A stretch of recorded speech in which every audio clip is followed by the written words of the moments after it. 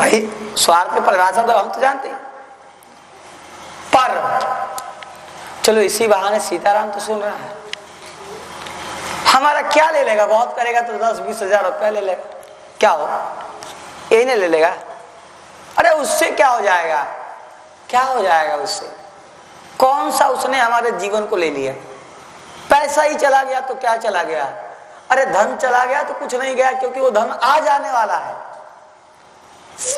English में शब्द था, उसका हिंदी अनुवाद करते हैं, उसने कहा कि money is loss, nothing is loss,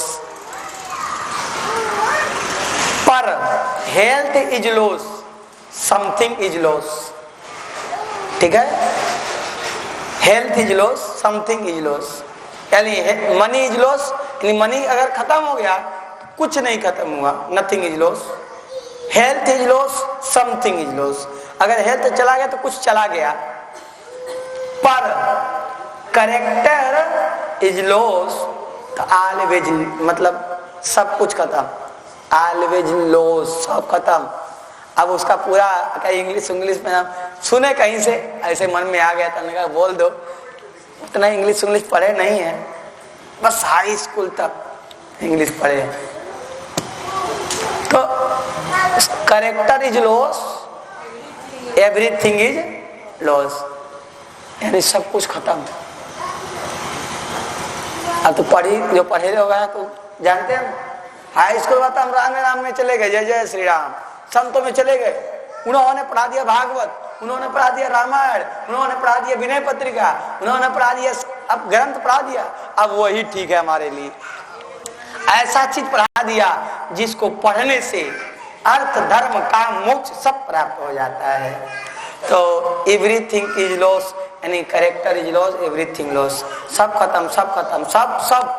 अगर चरित्र खत्म, सब खत्म। आज हिंदुओं के बीच में जो चरित्र हनन करने वाले लोग हैं, उनको लोगों ने सर पे बैठाया है, और जो चरित्र बनाने वाले लोग हैं, उनको लोगों ने पाखंडी शब्द से परिभाषित करके उनको मन में भी स्थान नहीं दिया, दूर दूर तक उनको लोग नहीं मानते हैं। इसीलिए हिंदुओं का चरित्र खत्म हो गया, और जिसका चरित्र खत्म वो तृणमूल से खत्म हो जाएगा, अंदर एकदम नीचे से जड़ से खत्म हो जाएगा।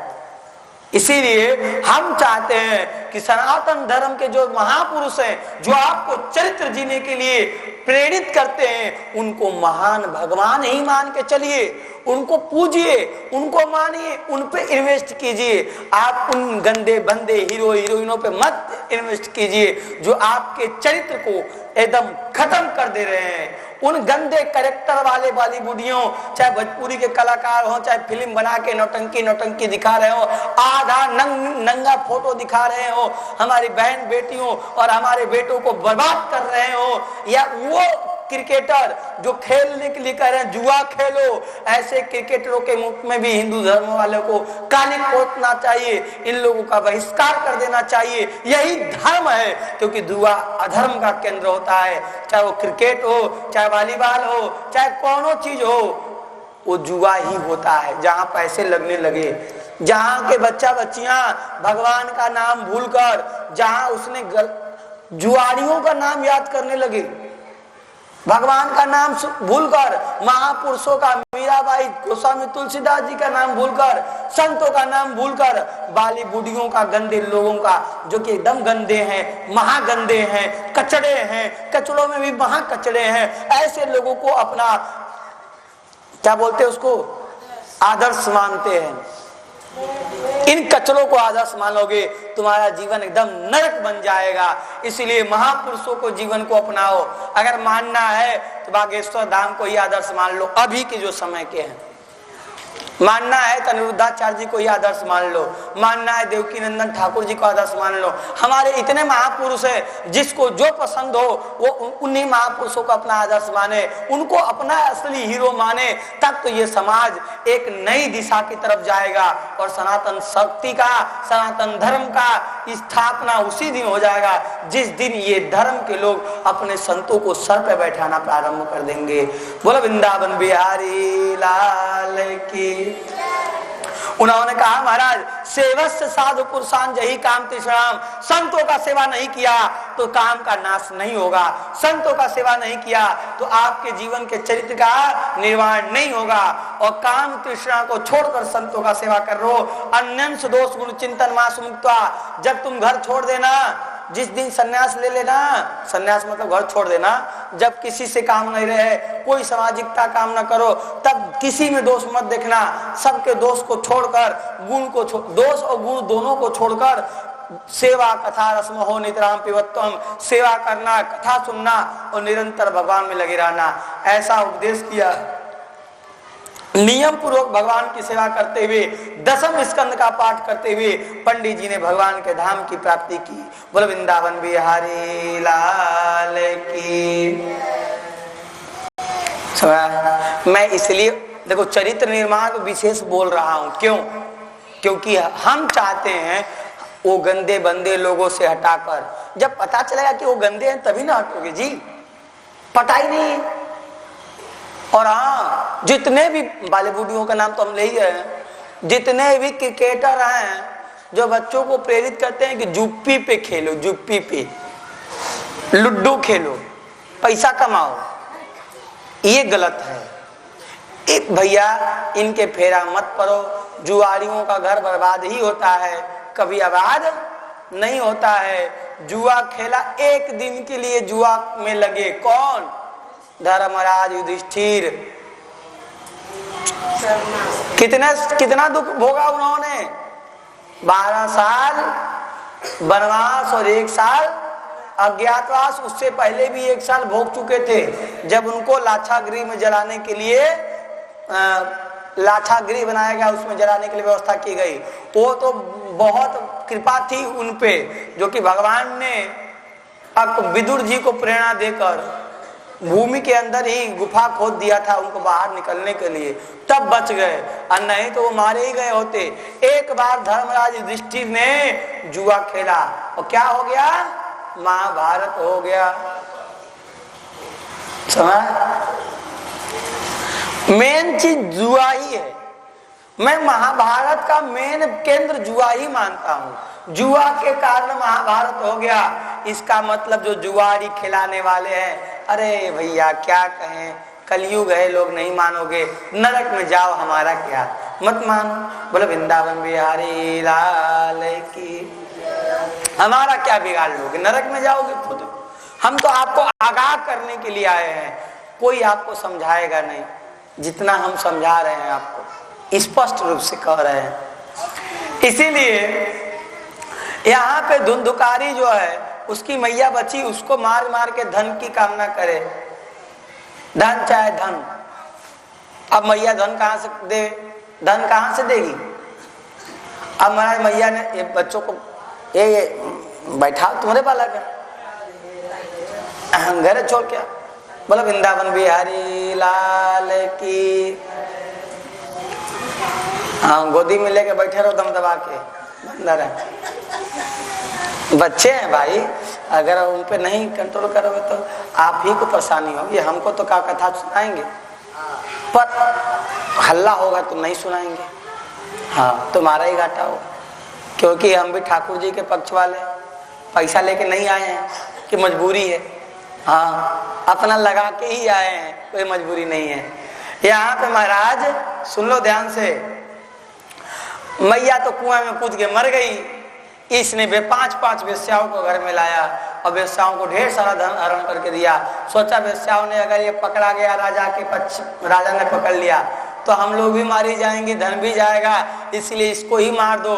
पापी को मारने में भी पुण्य मिलता है, पापी को मारने में भी पुण्य मिलता है महाराज। इसीलिए उस सब ने मिलकर उसको गला दबाकर और मुंह में आग अंगारा भर दिया मारते मारते। जब नहीं मरा तो सबने कहा मर ही नहीं रहा। तो हम लोग भी बचपन में फिल्म देखते थे, बैरी कगना देखा हम लोगों ने। आप लोगों ने देखा क्या बैरी कगना फिल्म? नहीं, हमारे बिहार में का फिल्म है, भोजपुरी का फिल्म है। उसमें एक स्त्री को मार के दहेज के लिए उसको जमीन में गाड़ देते, वो चुड़ैल बन जाती है और चुड़ैल बन के सबको मारती है। हमने बचपन में देखा, अभी याद है। तो कहने का अर्थ है कि ऐसे ही इसको दबा के मार दिया। तो भाई जो आत्मा तड़प के मरेगी वो तो गलत योनि में जाएगी जाएगी। एक सच्ची घटना बता दे, हमारे दादा गुरु जी के साथ एक बाबा रहते थे जिनका नाम था हरे राम बाबा, भक्तमाली श्री गणेश दास जी महाराज के साथ। उनको सब दिखता था, इतने नाम जापक थे कि उनको चुड़ैल उड़ैल भूत ऊत सब दिखते थे। एक घर में गए रहने के लिए, कई चुड़ैले आ गए, कई भूत आ गए। तो पहचान गए कि तू तो वही है ना। कहा बाबा मैं वही हूँ, मर गई हूँ, भूत बन गई हूँ। क्यों भूत बनी? तो हमने अपने पति को ठगा और पर पुरुष के समागम के कारण मुझको भूत बनना पड़ा, मेरा उद्धार कर दो। तो बाबा भी बड़े विनोदी थे। बाबा ने कहा ऐसे ही कल्याण चाहती है, हम बिना घी के कुछ खाते नहीं, हम बिना घी के रोटी खा रहे हैं और तुमको कल्याण चाहिए तो घी लेके आ।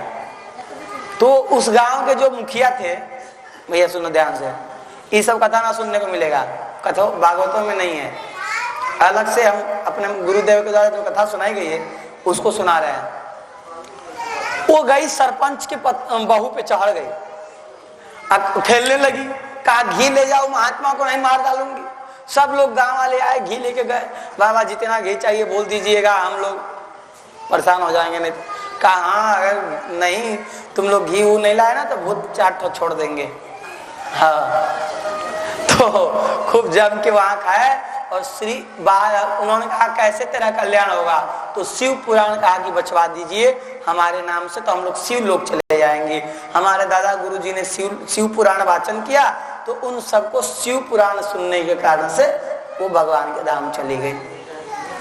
ठीक है, इसलिए तो कोई अच्छा एक घटना नहीं, एक बार ब्रह्म राक्षस मिला, उसने धन भी दिया, यहाँ धन गड़ा है निकाल लो, धन भी निकला और उसने कहा भागवत मेरे लिए बचवा दीजिए, मैं तर जाऊंगा।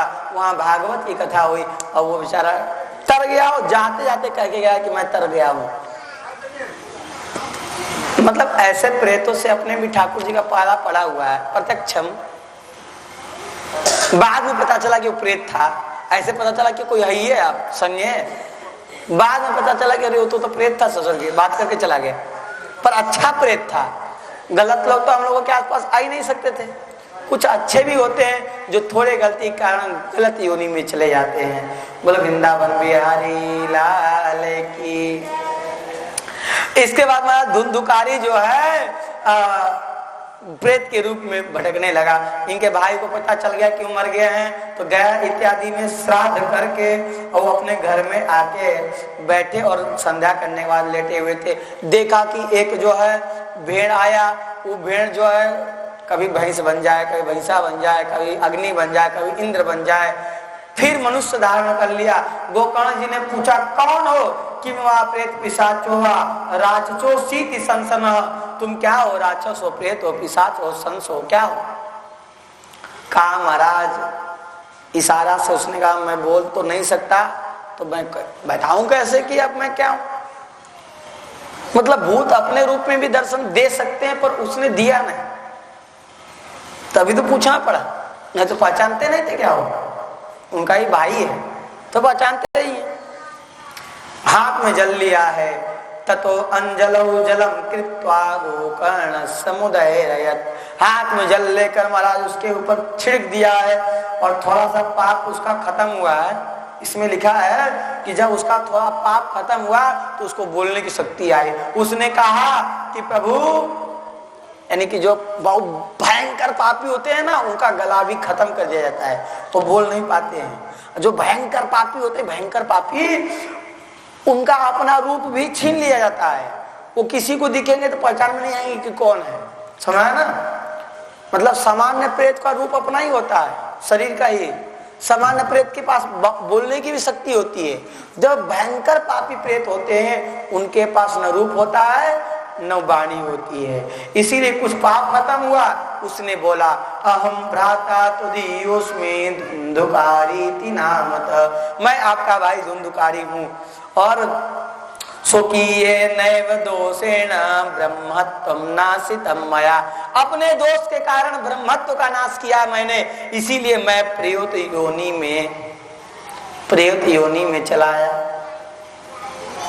मेरा कल्याण करो हे भाई, मैं तुम्हारे चरण के शरण में हूं, मेरी रक्षा करो। गोकर्ण जी ने कहा राम राम, मैंने तुम्हारे लिए गया श्राद्ध कर दिया है।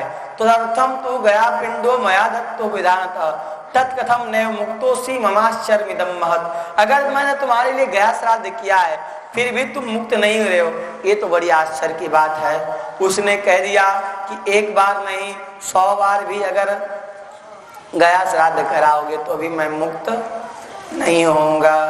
गया श्राद्ध सते नापि मुक्तिर में न भविष्यति उपायम परम कंते कश्चित् त्वं विचारय सांप्रतम। कर उपायम परम कश्चित् त्वं विचारय सांप्रतम। आप विचार कीजिए। क्या है, कभी कभी गला जब बैठ फंसता है तो बोलने में नहीं बन पाता है, कथा में बड़ी दम लगता है महाराज।